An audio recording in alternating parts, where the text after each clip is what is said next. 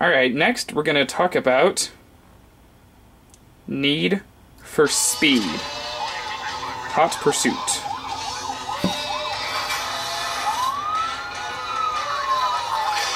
And I'm going to let this play for y'all because I think it's kind of impressive.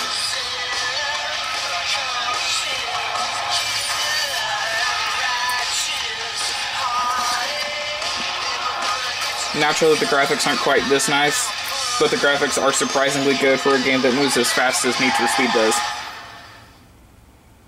Need for Speed is... I wrote it down. $4.99. Need for Speed is $4.99. So I'm going to resume the cop career I was playing. You can play as either the cops or the robbers, or the speed racers. So as you go through, you unlock levels, you unlock different cars. I'm actually really bad at this game, so it's taken me a while to get used to get as far as I have, but you steadily get better cars as you go. If you really have no life, you can buy, like, bounty and get new cars, but as everybody knows, I'm extremely cheap and would never do such a atrocious thing as waste money. But let me go ahead and show you guys what it's like to play it. So we'll play this one because it's visually one of my favorites. Tough Justice. There are three or four different modes. Each one has something different about it. Either you're racing. This one, you're given weapons, and you're supposed to take down as many of the other cars as you can.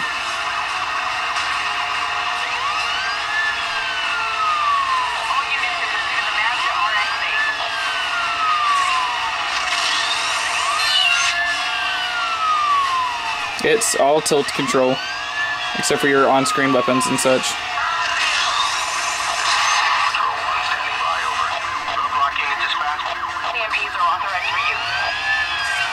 So I got a roadblock set up, and roadblocks occasionally work.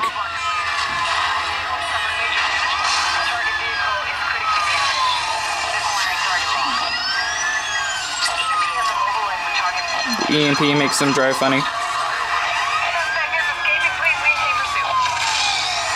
Oh, sorry.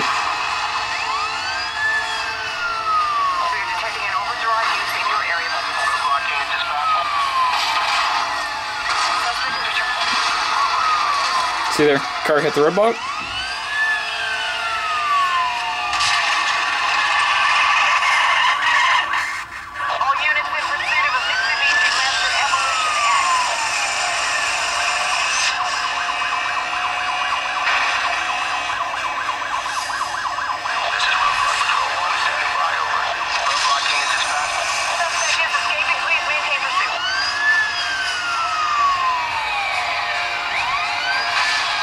If you like racing games a lot, then you're definitely going to like this game.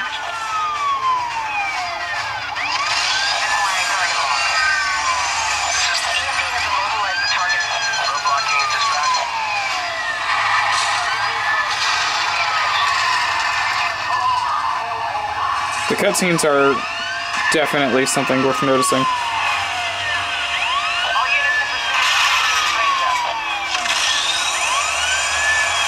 At these lower levels, when you get higher cars, it's pretty much hacked.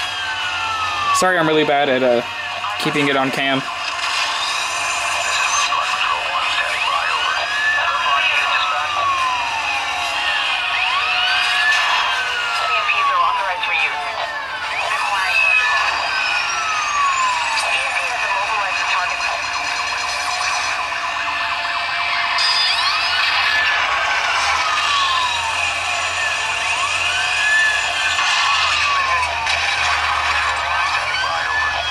Oh, he's probably going to get away from me.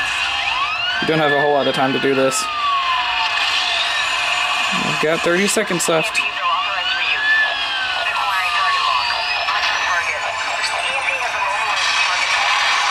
There we go. And even if you don't get all the way, like, done, you'll still get something for it, whether you take it a few or just a couple, or, you know, something like that. It's $5. It's a great game. You get achievements, which is pretty nice.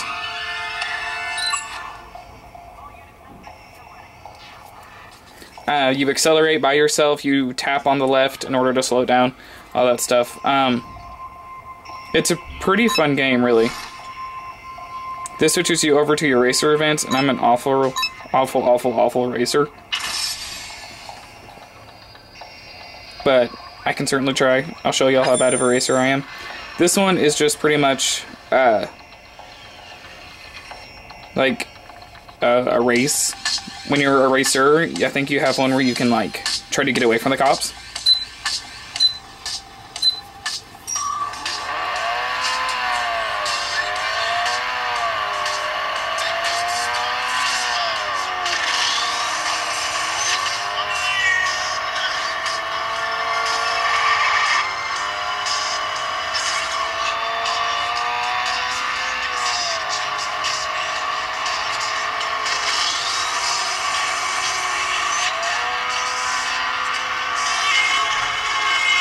Goddamn station wagons. But yeah, I'm done showing all my shoddy camera work.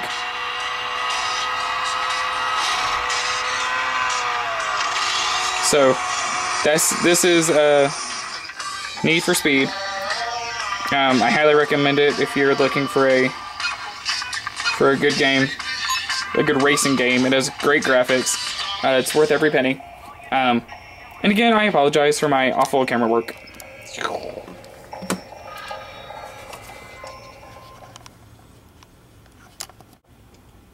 Okay, next game. One of my personal favorites. I think it's quite entertaining. Robot Unicorn Attack. I'm almost certain you've either played this online or seen it in the App Store or something. Works just like the one on AdultSwim.com. Even has the greatest theme song in the world.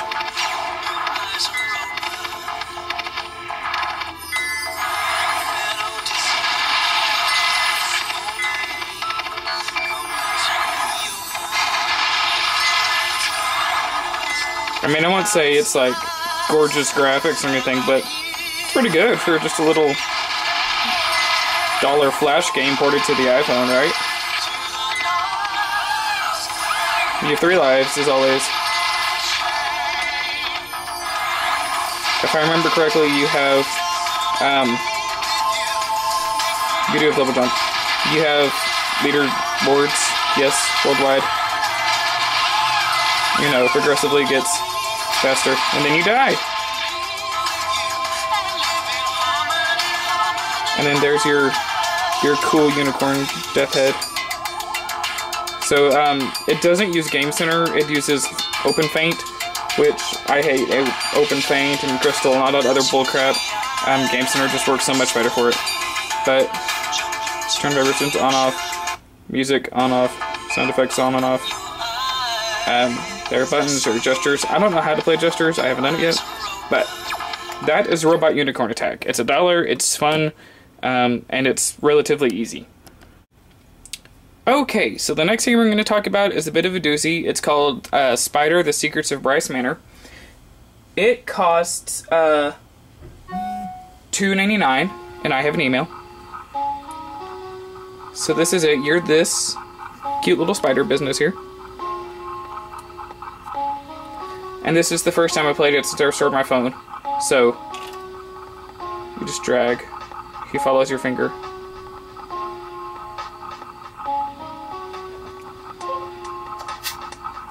You just swipe across it to jump. Let me zoom out so you can see what my finger's doing a little bit. Whee! That's all there is to it.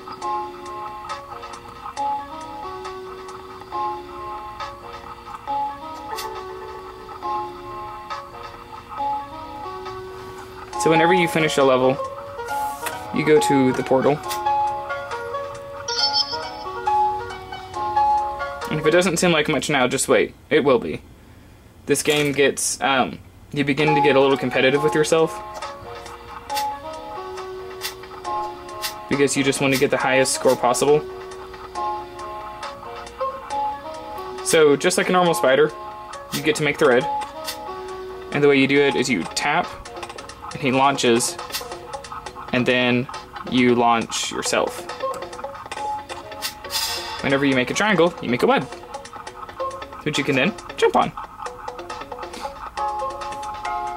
You can crawl around on it.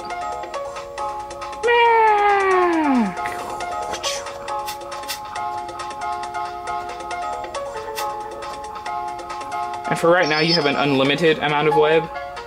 But when you actually play the game, you have to eat insects in order to gain web so you can catch more insects. So, here we go. Here are the 3 we want to catch. And so, most have a set pattern. Flies, these little green things. Some respond to you. Dragonflies in particular. If you anger hornets, they'll attack you. So, we're just going to make ourselves a little web here. And any kind of, like, normal-sided geometric shape will yield you. As long as it has 3 sides, it'll yield you a... Hold on, you can pinch out to see where the portal side. Okay, it's up there.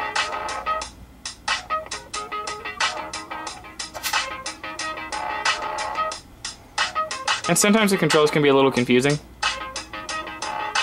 But they're not ever unbearable.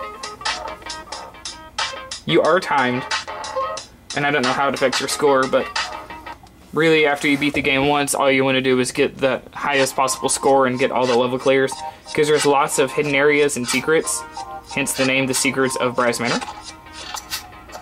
And so your webs can't go on forever, because this is not man spider, this is just spider. And sometimes, see how in that corner right there?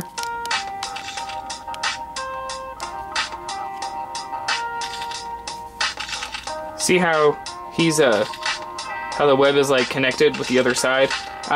Occasionally that won't work, it's kind of 50-50, it just depends on how close it is. Watch. And so, there's spider. I wish I could show you all the rest of it, because there's some parts of it that are really intricate and cool.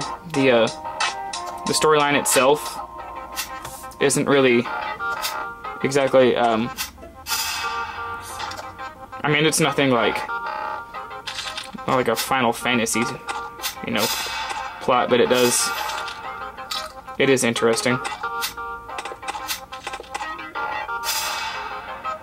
And so as long as your webs can reach, you can make them as large and confusing as you want.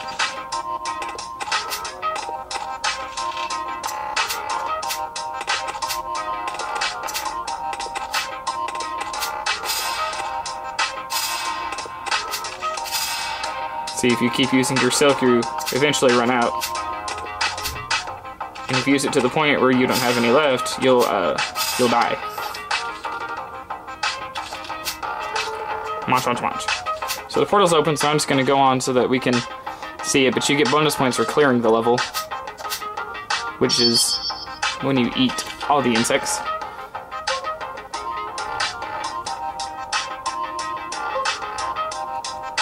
So Spider's a really, really fun game. It's a lengthy game. You'll probably play it after you beat it 2 or 3 more times just to get a perfect score. And when you do that, you'll be done with it. There's a little mini game that's called Hornet Smash, where there are hornets and you like jump at them and kill them and stuff. But yeah. So this is Spider. It's pretty intricate. It's a lot of fun, and if you like lengthy games with like some kind of secrets to find and all that kind of stuff, this is definitely a game for you. 1, 2, 3, 4.